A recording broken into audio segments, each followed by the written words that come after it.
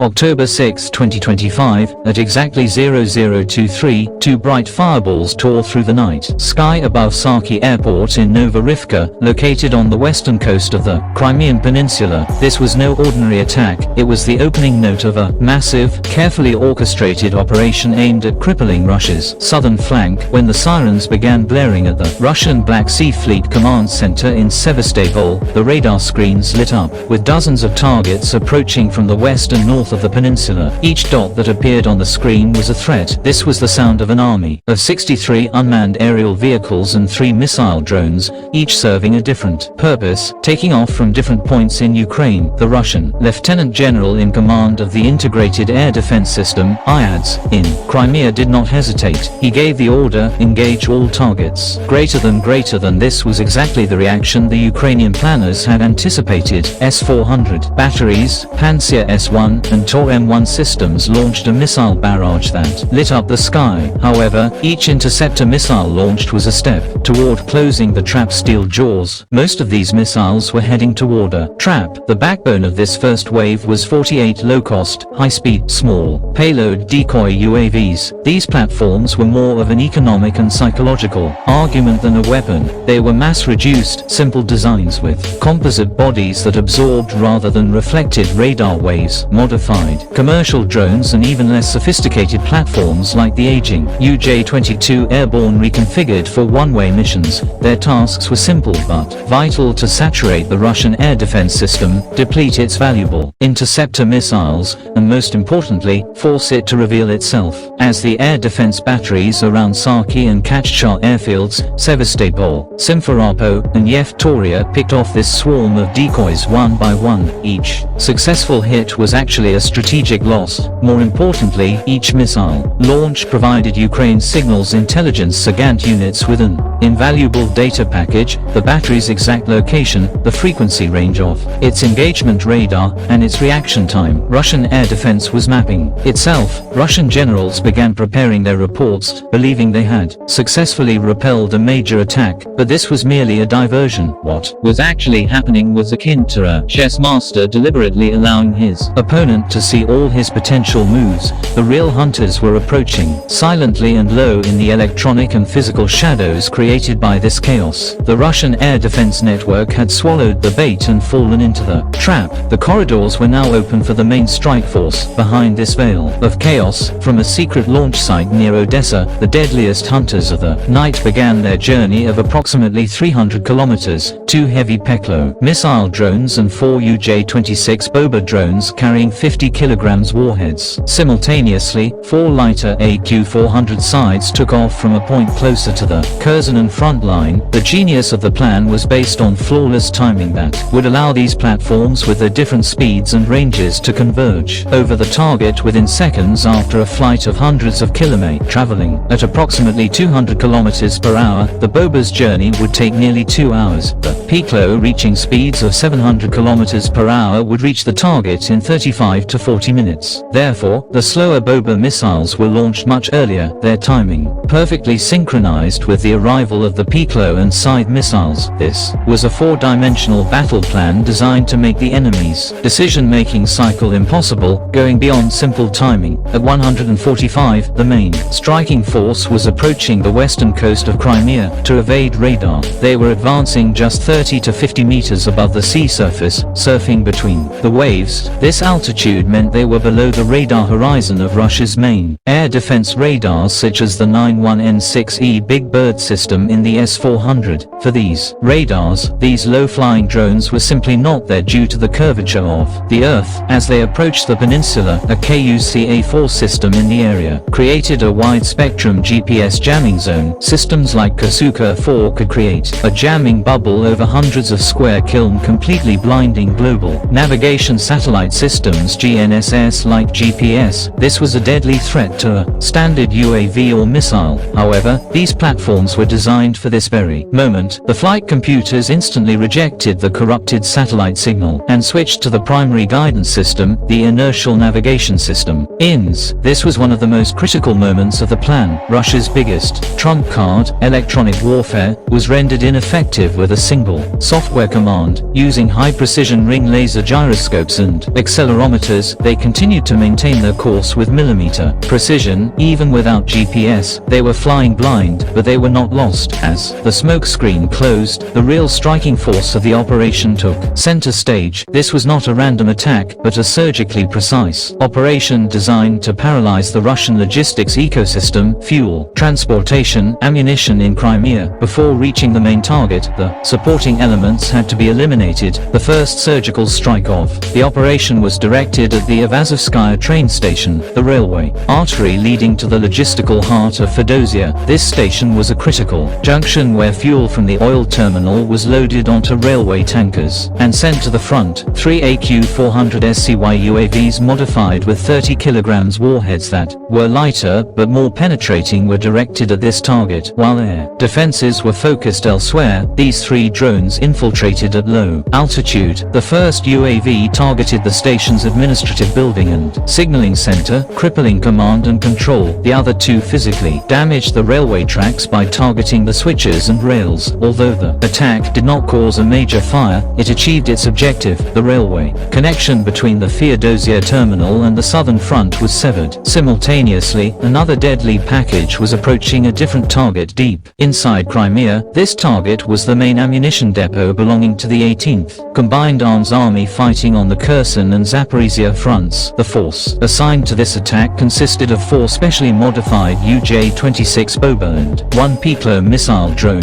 Instead of standard warheads, the Boba drones were equipped with 50 kilograms powerful explosives that increased their destructive power many times over, albeit at the cost of slightly reduced range. The air defense's attention was still distracted by the decoy targets. The striking force infiltrated at low altitude. The first Boba breached the perimeter defense of the storage area and plunged into one of the main buildings. Seconds later, the other Boba missiles and finally the Peklo missile drone with its massive 120 kilogram warhead struck the target. Peklo's imaging guidance activated in the terminal phase used preloaded satellite images to identify the point where ammunition boxes were most concentrated and directed its strike there. The result was, in a word, apocalyptic. Hundreds of tons of artillery shells, Grad rockets, and S-300 missiles detonated simultaneously. A massive fireball lit up the night sky and the seismic shockwave was felt. Kilometers away, in a single night, the 18th Army's fist was not broken, it was vaporized. While all these attacks were taking place, the spearhead of the operation was making its final approach to the lifeblood of Crimea, the Feodosia oil terminal. This package, consisting of a total of 10 platforms, including 4 AQ-400 Scythe 30 kg warhead, 4 UJ-26 Boba 50 kg warhead, and 2 heavy Peklo missile drones 120 kg plus warhead was designed to stop Russia's war machine in the south. Due to the general state of alert on the peninsula, the lower-tier air defense around the terminal systems like Pantsir opened fire. A Pantsir battery locked onto an approaching Boba and a 57E6 missile capable of speeds of approximately 1,300 meters per second was launched into the night sky. For the operator, this was a successful interception. He was in control. However, as the missile progressed toward its target, the nightmare scenario unfolded. The tactical display suddenly filled with 5, 6, 7 new targets appearing almost simultaneously from the west, southwest, and northeast. The system was now facing a logic crisis. However, the passive radar detector RWR on the Boba instantly detected this lock and activated the mini EW pod. The clear lock on the Russian operator's screen suddenly became blurred. In the midst of this electronic duel, 1 Scythe and 2 Boba were shot down in the ensuing clash. However, the remaining 7 strike assets were locked onto their targets. First, an AQ-400 Scythe struck the first fuel tank, acting as a penetrator to weaken the thick steel construction. Immediately afterwards, a second SCY and the first Peklo missile with a 120 kilograms warhead struck the same point within a second of each other. The armor reached saturation point and the massive tank turned into a fireball. Simultaneously, an AQ-400 SCY and a second Peklo missile performed a similar sequential strike on the second fuel tank. A second massive explosion lit up the night. Meanwhile, there is a donation campaign for Ukraine by United24 in the video description. If you want to take part in the fight for freedom, we are waiting for your support. Now, let's get back to our main topic. Finally, two UJ-26 Boba missiles, which flew slower but carried heavier 50 kilograms warheads than the last AQ-400 Scythe, took advantage of the chaos created by the first two explosions and headed for the third tank. Although the total amount of explosives hitting this tank was not normally sufficient, the chain reaction and intense heat from the explosions of the first two tanks triggered the third tank to ignite. Within 10 seconds, the heart of the Feodosia terminal was pierced by a total of over 500 kilograms of high explosives, each precisely targeted. The result was an inevitable inferno. By 2:30 a.m., the flames were so high they could be seen from dozens of kilometers away. NASA-firm satellite imagery confirmed multiple large fires at the terminal's location. The intensity of the fire necessitated the evacuation of approximately 250 to 300 civilians from nearby residential areas. Initial reports as always spoke of an accident, an industrial accident, a leak, a static electricity discharge, human error. This is the system's first line of defense, assuming the predictable, the manageable, but at the same time, three chains of confirmation converged to shatter this comforting scenario. The first were the initial reports leaked from official channels, controlled by the Russian Ministry of Defense, which confirmed the strike in a panic. The second were the emergency bulletins that international news agencies ran under headlines like "Major Fire in Feodosia." The third and most definitive were the cold digital data captured by thermal imaging satellites in orbit, indisputably recording the size of the flames and the massive column of smoke. A facility worth millions of dollars, protected by Russia's most advanced and layered air defense systems, considered one of the country's most secure strongholds, was engulfed in flames within minutes. This was not a malfunction, this was an attack. On the night of October 6th, the Russian Ministry of Defense issued a statement claiming that more than 40 UAVs had been destroyed over Crimea. This figure could have been technically accurate, however, it was an admission of failure, not success, because in asymmetric warfare, the measure of success for the defender is 100%, meaning stopping all threats. For the attacker, the measure of success is 1%, meaning just one platform reaching its target. That night, Russia's million-dollar missiles may have hit dozens of cheap UAVs, but what mattered was not what was hit, but what was not hit. The results of the operation went far beyond the burning tanks in Crimea, creating systemic shockwaves throughout Russia's war machine. The Feodosia maritime oil terminal was not just a storage facility inherited from the Soviet era. This facility, one of the Black Sea's most strategic fuel and ammunition transfer centers, was the beating heart of Russia's military operations on its southern front, with its enormous capacity of 250,000 tons. This facility was the main center supplying fuel to Russian troops in Kherson and Zaporizhia by rail, sea, and road. It stored not only crude oil, but also special products that brought every part of the war machine to life. Diesel fuel that powered the advance of T-90M and T-72B3 tank units, TS-1 jet fuel that kept the K-52 Alligator attack helicopters and Su-25 Frogfoot close air support aircraft dominating the battlefield in the sky, and most importantly, the heavy marine fuel that determines the range of Kalibra cruise missiles launched from the Admiral Gregorovich-class frigos of the Black Sea Fleet, and the projection of Russia's naval power. A single day's interruption at this terminal could have the operational tempo of a tank brigade at the front, limit the number of sorties by an air regiment, and disrupt a fleet patrol plans. But Feodosia's importance extended beyond military logistics. This facility was a perfect example of the modern strategy known as dual-use infrastructure. The same pipelines and storage tanks supplied electricity to civilian settlements in Crimea and fuel to armored units at the front. A strike here would not only slow down the military wheel, but also disrupt the rhythm of civilian life, creating regional instability. Therefore, destroying this hub meant not only clogging the army's circulatory system, but also paralyzing the enemy's military and civilian nervous systems at the same time. This attack turned the already existing fuel crisis in Crimea into a complete collapse. Even before the attack, about 50% of gas stations on the peninsula had stopped selling gasoline. With Feodosia out of commission, fuel began to be rationed for both the civilian population and the occupying army. Tanks, armored vehicles, and trucks began to sit idle at their bases, unable to refuel. The effects of the disaster in Feodosia were not limited to military logistics. For the people of Crimea, this attack was the moment when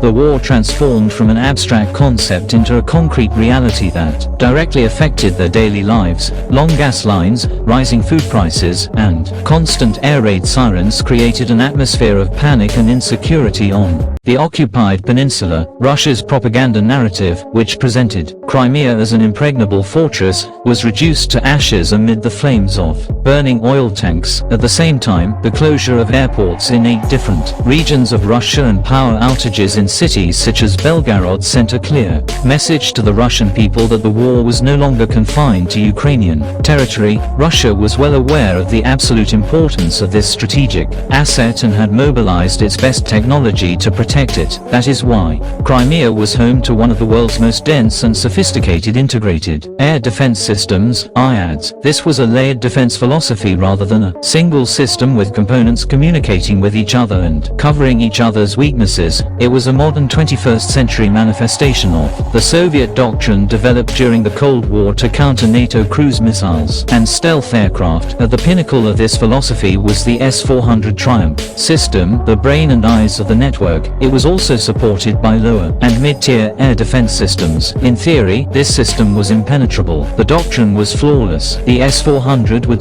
transmit the data and the Panzer and Tor would destroy. Each layer would cover the gaps of the previous one. However, the backbone of this operation was not a $1,000,000 stealth aircraft or a hypersonic missile. On the contrary, the weapon of this operation was a physical manifestation of modern asymmetric warfare philosophy, a long-range one-way attack unmanned aerial vehicle developed by Ukraine using its own resources. This weapon was the 21st century equivalent of David's slingshot. It relied not on brute force but on intelligence, cost, effectiveness, and to subvert the enemy's expectations. The design philosophy of these platforms can be summed up in one word: expendability. While a single S-400 interceptor missile costs millions of dollars, the production cost of one of these UAVs was in the tens of thousands of dollars.